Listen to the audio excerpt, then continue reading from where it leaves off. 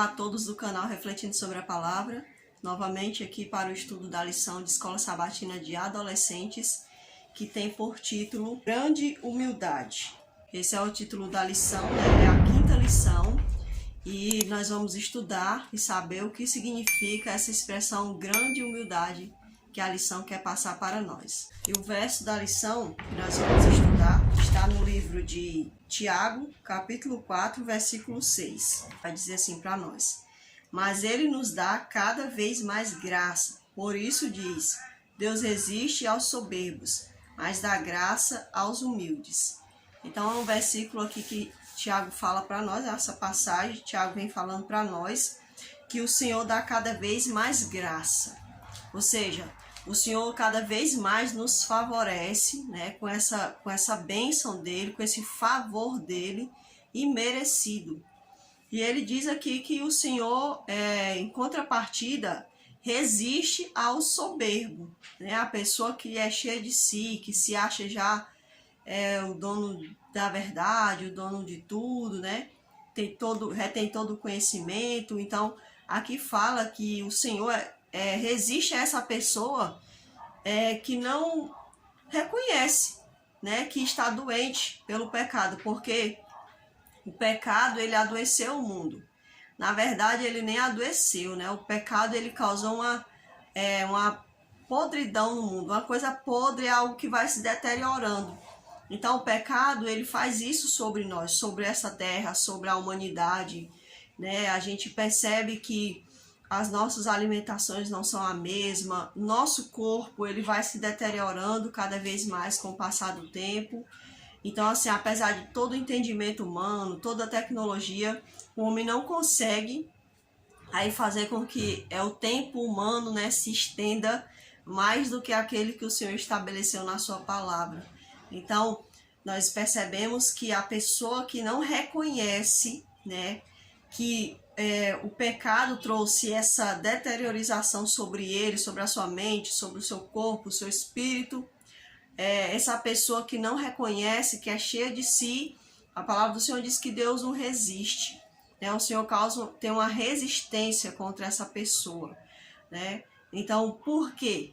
Porque quando você está falando com alguém que a pessoa está ali rebatendo o que você está falando, aquilo vai causando uma resistência. Com o tempo você não consegue mais lidar, né, com aquela situação. Então, causou o quê? Uma resistência. Então, por isso que Deus resiste, né? Porque a própria pessoa fez por onde causar essa resistência no Senhor, né? Então, vamos aqui, continuando aqui a parte de sábado, que diz assim para nós: por meio da influência de homens comuns como Ulrico Zwingli e Martinho Lutero, Deus mudou o destino das nações. Ainda hoje, Deus convida jovens a permanecerem fiéis a Ele e a defenderem com coragem inabalável o seu caráter de amor. As virtudes de Deus que Deus busca nos jovens de hoje não diferem em nada das virtudes que Ele buscou em seus servos durante o movimento da Reforma: humildade, coragem e fé. Para mim não existe o período da Reforma, né? Eu acredito que ali houve um marco na história, é isso que eu acredito. Eu acredito que houve um marco na história e esse marco ele tendeu a crescer, né? Na verdade era para crescer, mas na verdade vai estar decrescendo, né? Então eu acredito que todo aquele que conhece a verdade do Senhor, a tendência dele é colocar essa verdade para fora, como aconteceu com esses homens a quem nós chamamos reformadores.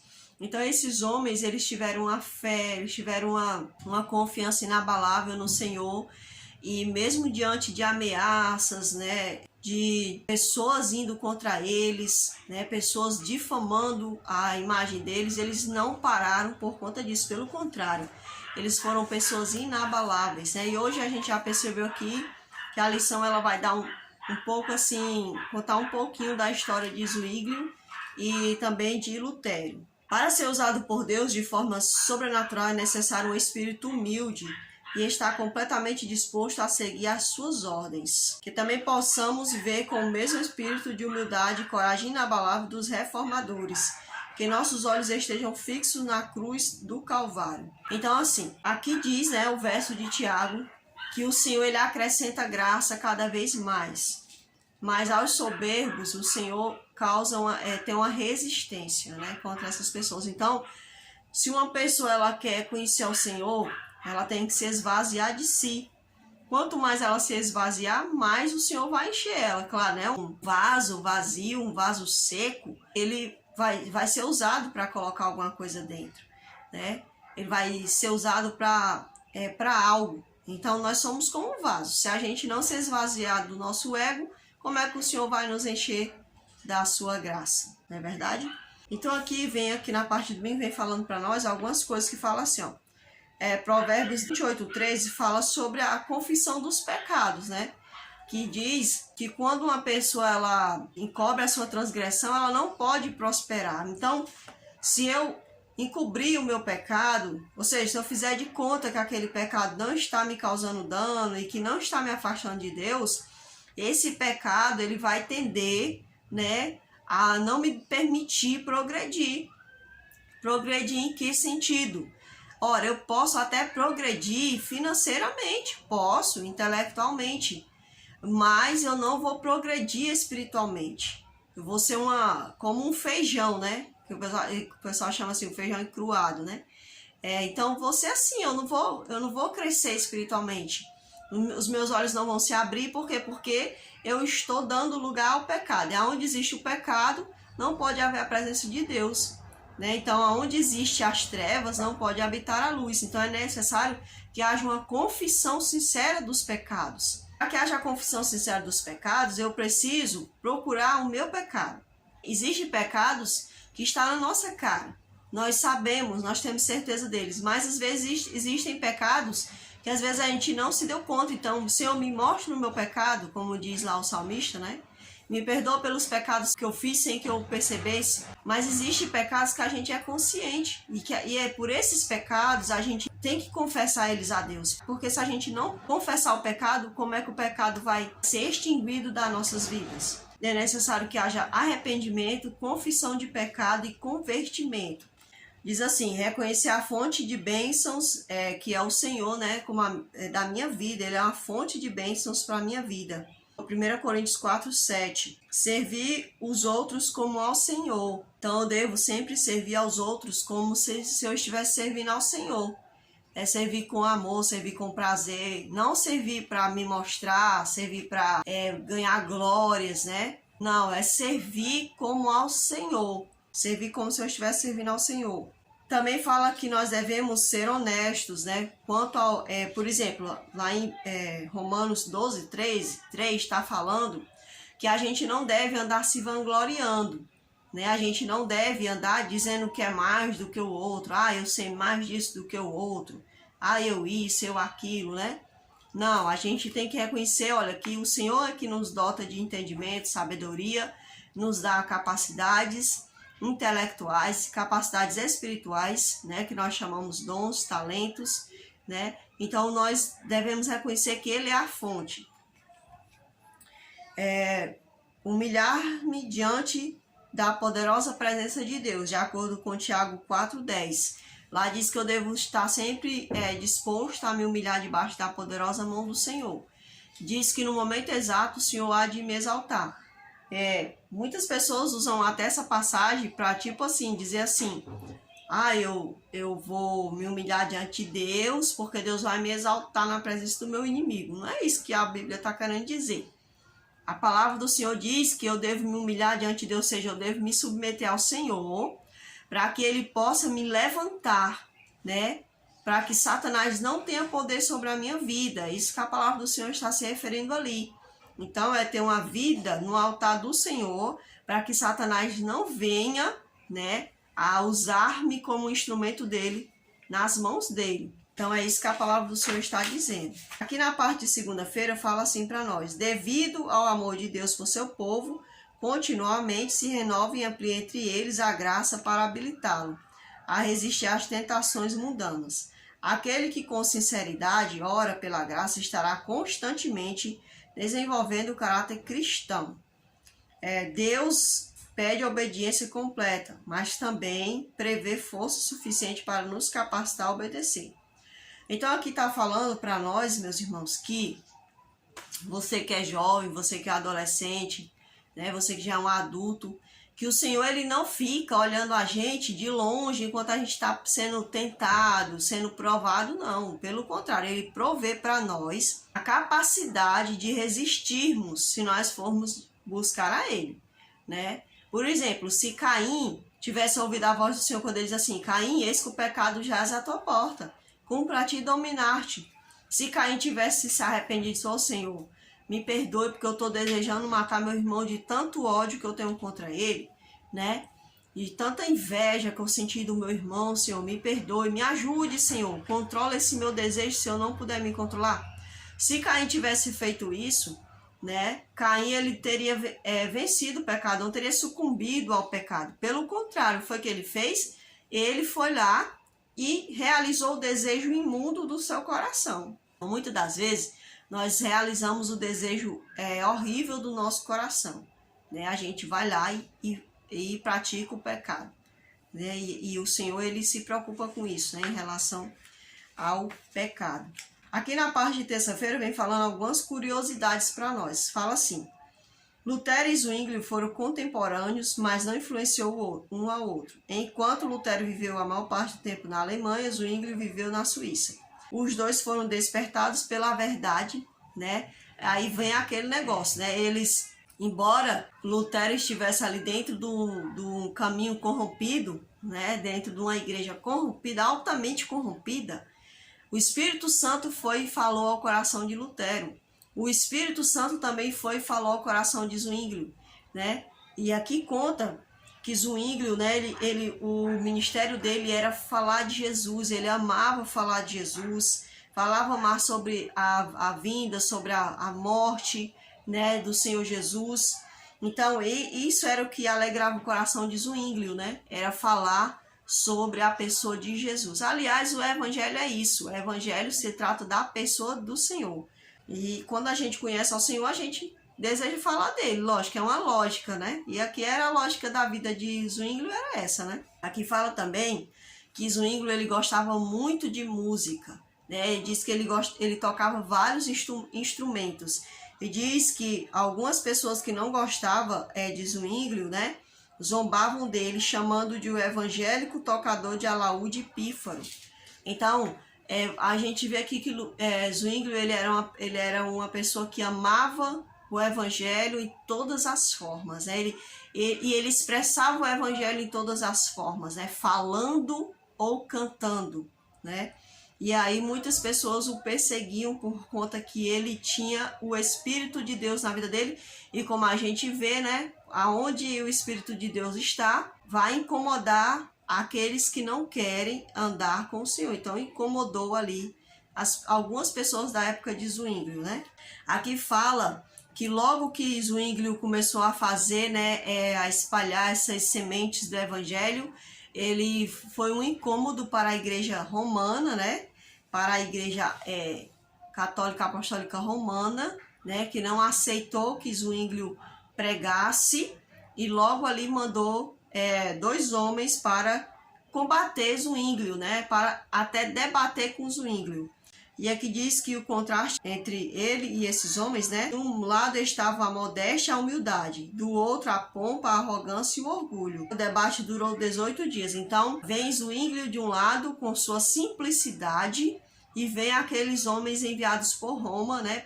Pela igreja de Roma, né? A igreja romana, para debater com Zwingli. E aqui diz que Zwingli era simples e eles não. Eles eram doutores, eles eram cheios de pompa, né?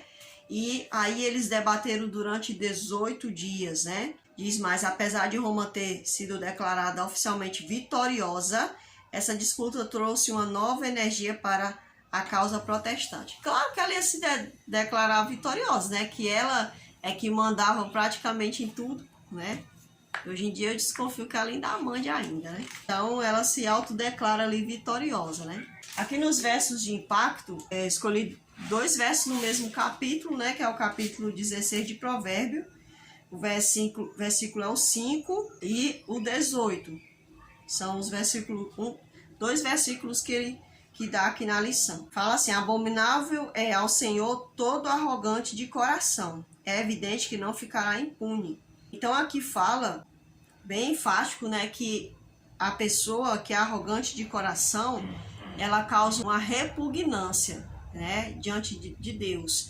Ou seja, um ser abominável. Por quê? Porque a pessoa arrogante é alguém intragável, né? Alguém intragável. Então, ora, o próprio Deus, sabedor de todas as coisas e altamente consciente da nossa perdição, ele olha para um ser humano e o ser humano se acha capaz, né, de dizer assim: eu não preciso do Senhor, eu sei viver, né? A vida é minha, né? O corpo é meu.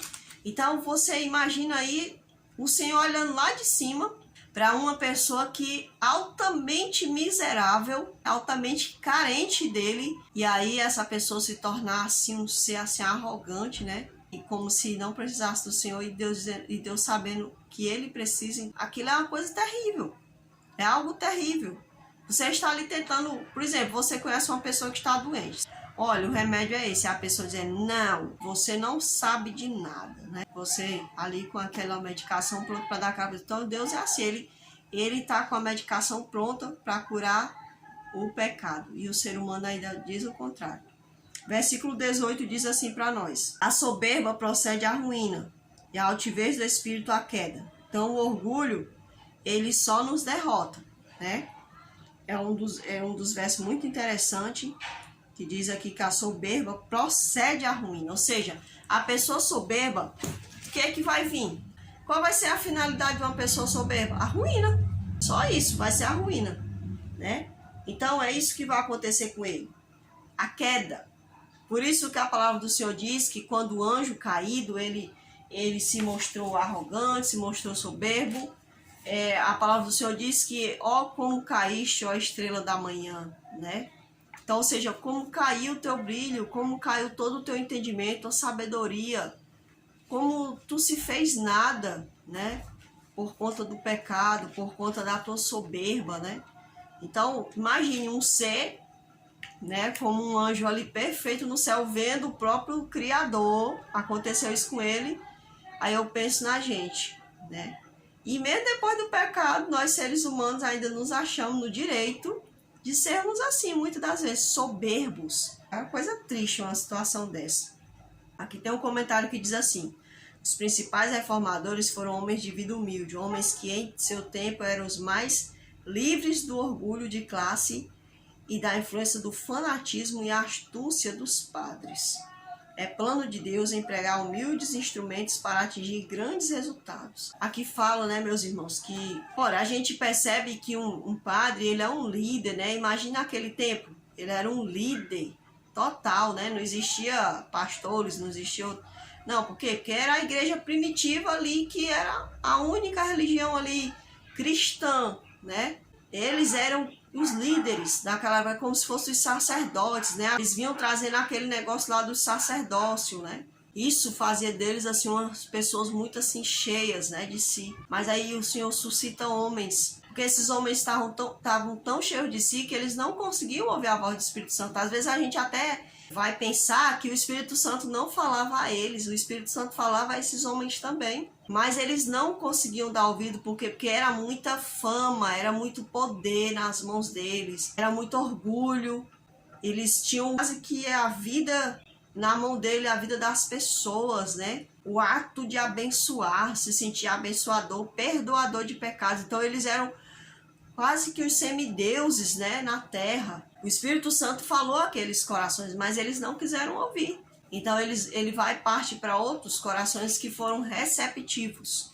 Então a questão está na receptividade. Eu sempre penso nisso. Eu sempre penso que a diferença está na receptividade do coração. Fala assim para nós: há o orgulho, na parte de sexta-feira. Ele aparece sob vários disfarces. É essa natureza com a qual o cristão luta todos os dias. Ela é tão antiga quanto a rebelião de Lúcifer contra Deus no céu. Essa natureza está enraizada no orgulho que exalta o indivíduo acima de Cristo. É verdade, né? O Senhor Jesus disse assim: aquele que quiser vir após mim, tome a sua cruz e siga-me. Então a minha cruz, eu sempre penso nisso. A cruz não é o meu esposo, não é minha mãe, não é meu filho, não é meu animalzinho, não é a minha dívida. A minha cruz sou eu. É o meu eu. É lutar contra o meu eu. É lutar contra as artimanhas que o meu eu arma contra mim mesmo. É renunciar. O Senhor disse que nós devemos renunciar. Morrer para mim mesma e viver para o Senhor. Todos os dias. Essa é a grande luta de cada ser humano que conhece o Senhor. Então, se um ser humano ele não está vencendo a ele mesmo todos os dias, ele é um derrotado, porque ele está alimentando a carne, né? E a gente vai ver as obras da carne lá em Gálatas, e a gente também vê as obras do Espírito Santo. Então, um cristão deve alimentar as obras do Espírito, os frutos do Espírito, na verdade, os frutos, não são as obras. As obras é a da carne, os frutos é o que vem do Espírito Santo. Quando você planta uma semente de laranja, ela vai produzir uma laranjeira. Aquela laranjeira, você vai tirar aquela laranja e vai ter outras sementes e você vai agora plantar novamente e vai produzir outras árvores e outras árvores. É por isso que o Espírito Santo ele produz frutos.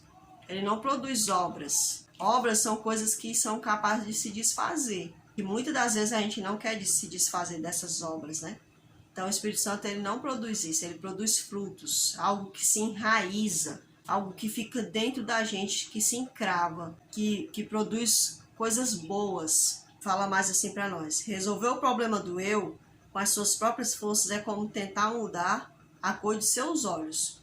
O problema é muito mais profundo do que isso. Ao deixar o céu, Satanás abandonou a única esperança de santidade, pois é apenas na presença de Deus que podemos refletir a sua santidade. O Senhor diz que o Espírito Santo ele tem essa capacidade de nos santificar, né? À toa que ele se chama Espírito Santo, né? Ele é quem nos torna santos.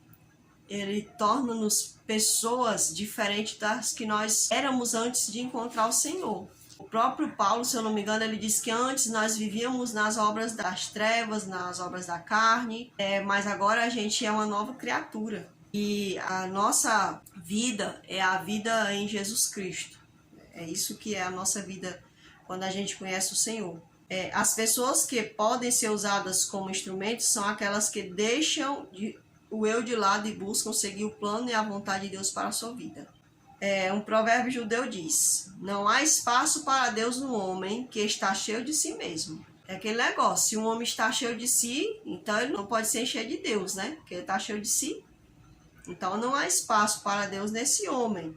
Esse homem tem que se esvaziar do seu eu para que o Senhor possa fazer parte da sua vida. Toda coragem, aptidões e fé não são nada se não forem julgadas de acordo com o amor. Urico Zwingli, ou seja, qualquer aptidão que eu tiver, se eu souber cozinhar, se eu souber costurar, não importa a aptidão que eu tiver, se eu não produzo com amor, aquilo não vai resultar em nada.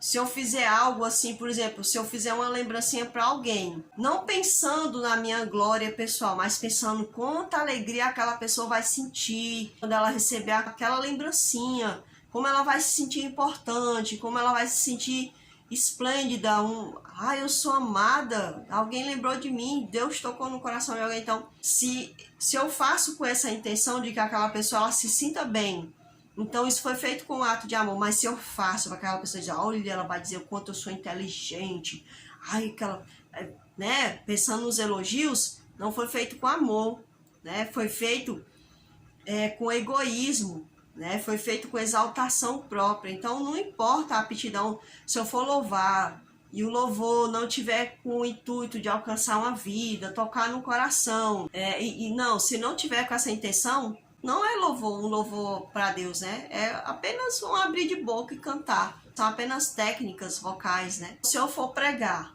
e a pregação, o intuito dela for que vidas escutem aquela pregação e vidas venham meditar, refletir, mudar, Não a pessoa olhar para a oratória, ai, como fulano fala bem, ah, como se expressa assim, vixe, como é inteligente, sabe? Memorizou vários versículos da Bíblia, é o tal. Se for com essa intenção, não é amor, não foi feito com amor. Então, meus irmãos, a palavra do Senhor diz que devemos fazer com amor, né? Como esses homens fizeram. Aqui diz que a Bíblia ela tem sofrido muitos ataques em nossos dias e vai sofrer sempre, né? De acordo com Daniel, a palavra lá diz lá em Daniel, que Satanás sempre pelejou, né? Contra a palavra do Senhor, sempre tentou mudar, sempre tentou fazer com que ela não existisse, né? E por algum momento, né? Ele vai conseguir isso. Não no coração dos homens de Deus, das mulheres de Deus, não. Vai conseguir isso no coração de pessoas que a semente foi plantada superficialmente. Então, o Espírito Santo é aquele que inspirou os autores da Bíblia e é o mesmo que abre nosso entendimento. Então, ele abriu o entendimento desses homens lá no passado, ele abre o nosso entendimento e se nós buscarmos cada vez mais, ele vai cada vez mais abrir o nosso entendimento. Então, isso é o propósito do Espírito Santo nas nossas vidas. Então, aqui diz assim que nós devemos orar sempre, pedir a direção do Espírito Santo antes de estudar a palavra. E eu digo até que antes, durante e depois. Porque quando a gente estuda a palavra, a gente vai perguntando a Deus, Senhor, o que queria dizer aquilo, Senhor, e aquilo outro. Então, a gente tem que estar sempre conversando com Ele. Então, meus irmãos, essa lição foi a lição da Escola Sabatina, né, dessa semana. Eu espero que seja edificante para nossas vidas. Quero pedir a vocês que vocês, ao assistirem esse vídeo, possam deixar seus comentários, deixar o seu like, né, se você tiver gostado. Se não tiver gostado, também fique à vontade. E que Deus possa nos abençoar a todos nós possamos crescer na graça e no conhecimento do nosso Deus. Vamos orar? Nosso Deus e nosso Pai, reforma o nosso coração dia após dia. Que o Senhor possa, meu Deus, habitar em nossos corações, nas nossas vidas. E possa, Senhor Jesus, praticar toda justiça em nós e através de nós. Fica conosco. Que o Espírito Santo possa nos santificar. E que a bandeira da verdade seja sempre levantada em nossas vidas, Senhor. Não importa o que dirão, o que falarão, Senhor, como nos chamarão. Que a verdade ela possa sempre ser vivida em nossas vidas. Mesmo que muitos não entendam, Senhor Deus, Teus propósitos nas nossas vidas, na vida deles, mas o Senhor sabe todas as coisas e eu agradeço ao Senhor por isso. Em Teu nome eu te agradeço e faço esta oração, porque eu sei que o Senhor é o nosso intercessor. Amém. Fiquem todos com Deus e que a graça do Senhor Jesus possa estar sobre cada um de nós. E até a próxima lição, se assim o Senhor não estiver voltado, né? Aí se Ele voltar, nós vamos estudar com Ele, na presença dEle. Claro, nada nessa terra vai se comparar a ter a própria presença do Senhor conosco. Amém.